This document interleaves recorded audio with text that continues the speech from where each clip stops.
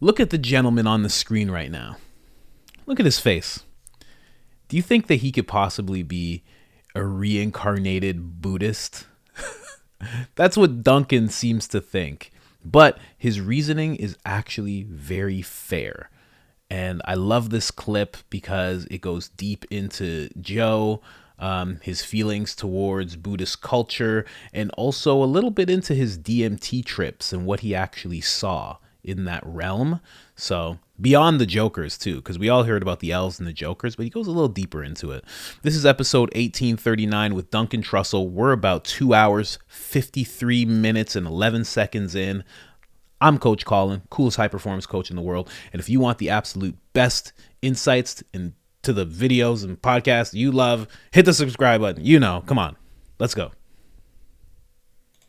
Really? Gave that shit to Steven Seagal. Yeah. They did. Well, I know. Look But at 1997, U.S. action hero Steven Seagal was recognized as the reincarnation of a 17th century Tibetan Lama. Keep allegedly reading. After a large donation to a Buddhist monastery in India. That's what I'm saying, Duncan. It's a lot of fuckery afoot. hey, you know what? Maybe. Imagine it's true. Imagine Why not? Like the best way to throw people off the track that is really God amongst us Yeah. is to act like a buffoon. Well, but think of his karma. He didn't end up being like. You don't have to highlight Seagal's the publicist, Michelle Bega, denied that the actor's elevation has anything to do with his financial contributions. You know what? How much do you think I have to give to tell people that Fair critique. Fair critique. But And how much, I want to know, like how much do you think it To costs? become a If I wanted toku? to- Yeah, I want to be a fucking toku, dude. I think you are. I feel like I could pull it off. I think you are. If I could just get the right It's like that dude, the Koch brother dude with Thomas Jefferson's wine. Just don't tell me. I know, Just man. don't tell me. But Just what don't is tell me. tattooed on you? What is tattooed on me? There's an image. One of the images tattooed on you is the Buddha. Yeah, but that was, you know that where that's from? Yes. The sleeve, it comes from a wild DMT trip that I had. It was so crazy that it made me like rethink reality itself. And I was like, I felt super compelled. It sounds so dumb, but I felt super compelled to like memorialize that. I want to write that down. I want to like see it somewhere. You are the only you have Buddhas everywhere. They're tattooed on you. You walk into your house, they're on. You walk in here, they're on. So to me, what's very funny about you, I mean, and I love it because Buddhism loves this kind of inquiry. It loves this, and it loves it. It invites you. You are supposed to break it down. Is it bullshit? You're allowed to do just what you did. You're supposed to. But what's funny, sometimes I do think, oh yeah, he's definitely some reincarnated Buddhist who is like karmically, you're putting the thing around you to remind you of something. You saw the thing when you were on DMT because probably karmically you have some connection to Buddhism. Well, don't you think we probably all do? Yeah, We I just do. need, sometimes different doors get opened, and then you see things in a different way. And for me, one of the things that happened is that when I first started doing psychedelics, I started seeing Eastern religious imagery. I started seeing a lot of, in some of the trips you would see different Buddhas and different, I saw like Shivas, like those kind of multi-arm things, like moving their arms in sync and then becoming something completely different, like almost instantaneously later. There were so many of those that I got like obsessed with that kind of art. And then when I started making money on Fear Factor, that's what I started buying. I started buying Buddhas and fucking Shivas and shit, and I became obsessed with it. I have like this really old Tibetan Bible that's framed. It's like the scroll, like you get to see their writing. It's all written on this like kind of parchment. Yeah. And to me, man, I just can't.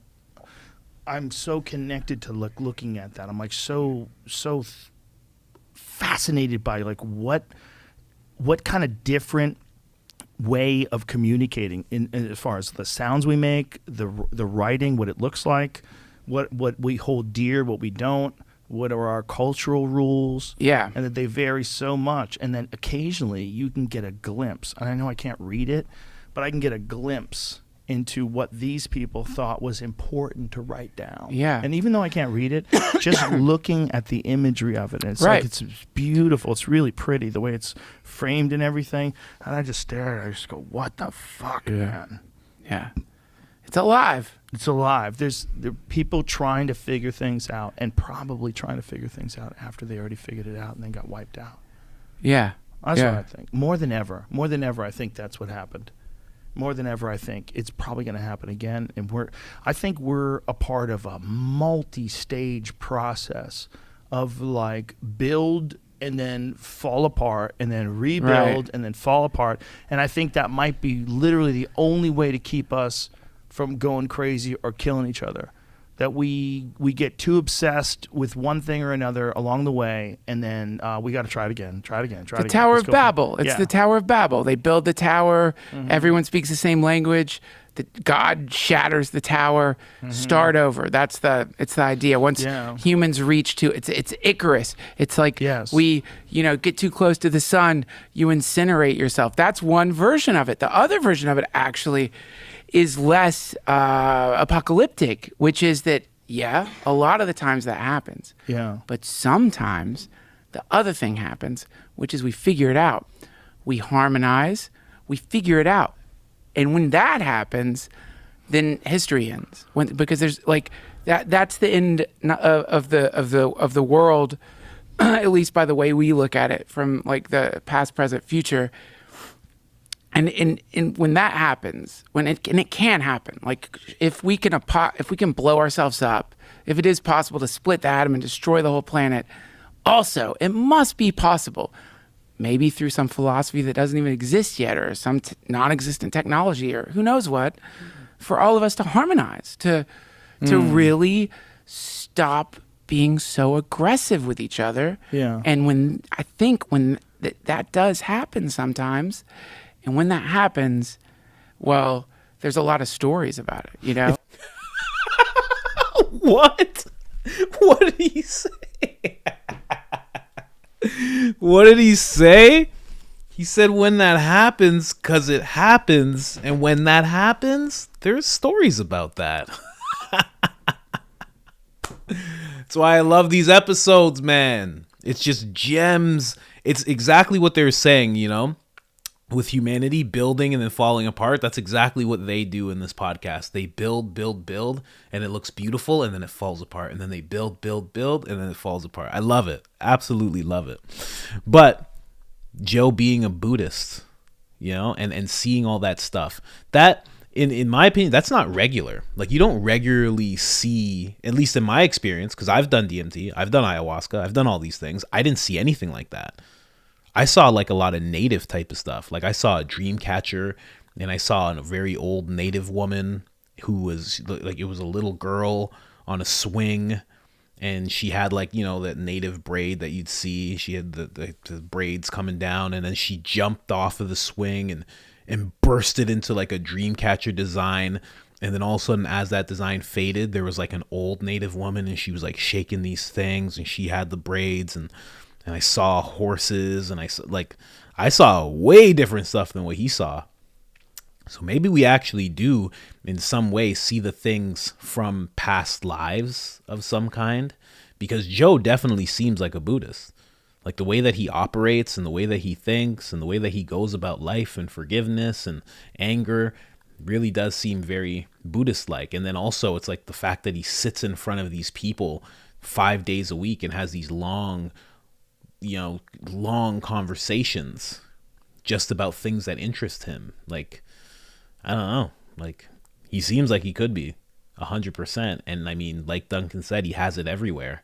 Like, I got a Buddha downstairs, but like, I don't have tons of them everywhere. I got mushrooms tatted on me, but no Buddhas. Not yet, at least. I don't know. It just makes you kind of think. And I thought that was a cool thing to just hear about his DMT trip and like where he went with it, because he was seeing a lot of that. Like, I never see Shiva. I never see any of that stuff. I see other things. So who knows?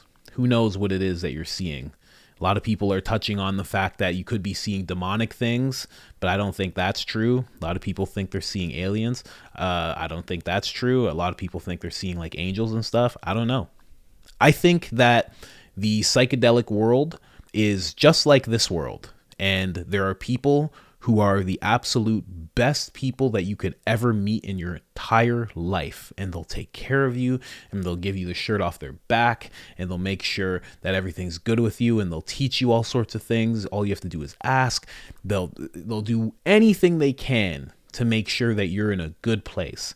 And then, just like in this world, there's people who are terrible. There's people who will shoot you and leave you in a field. They will take anything from you. They will hurt your family. They will hurt your friends. They'll do whatever they want to you just for their own sake. I think that realm is just like this realm, and you have to watch who you interact with. I think it's the exact same thing. The same way you have to learn how to walk down a street in the hood, you have to learn who to talk to, who not to talk to, who to associate with, not to associate with, who to interact with. You have to learn that when you're going through a bad neighborhood. And then also you have to have a friend that's with you that lets you know, hey man, this is too bad of a neighborhood and you cannot go down this street. Like, you can't. You'll get hurt going down this street. And then there's other streets that are like Malibu, and you're like, we can do whatever we want here. This is like a hoity-toity, nice neighborhood, and people say hello and blah, blah, blah. You know what I mean? That's what I think. Anyway, I'm out.